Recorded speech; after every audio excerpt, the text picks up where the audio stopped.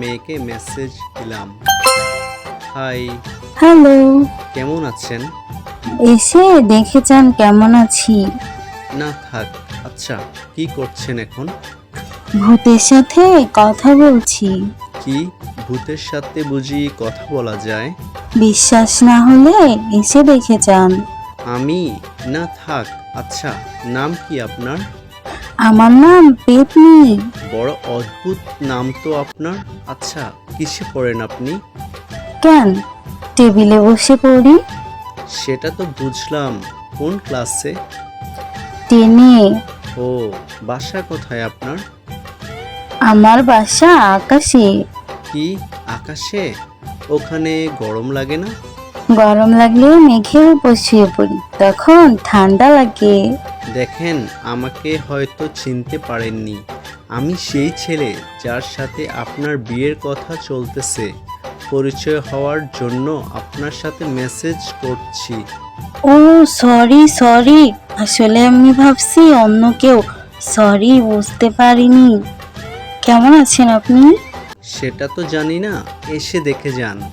ও আচ্ছা, নাম কি আপনার? আমার নাম ভূত। ও মা, ভূত কারো নাম হয় নাকি? কেন, আপনার নাম পেতনি হলে আমার নাম ভূত হতে পারে না? ওকে, বুঝলাম। তো কি করেন আপনি? কিসে পড়েন? বাসে পড়ি।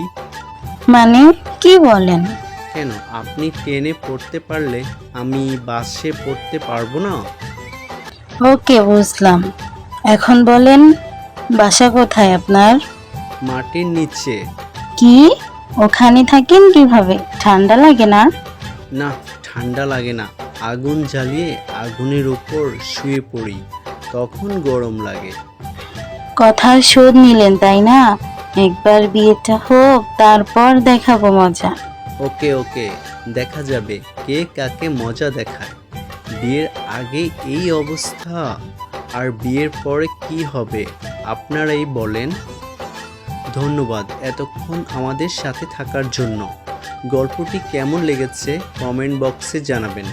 আপনি যদি আমাদের চ্যানেলে নতুন সদস্য হয়ে থাকেন, তাহলে আবেকি গল্প ইউটিউব চ্যানেলটি সাবস্ক্রাইব করে বেল বাটন প্রেস করে রাখুন, যাতে করে ভিডিও ছাড়ার সাথে সাথেই আপনার কাছে নোটিফিকেশন চলে যায়।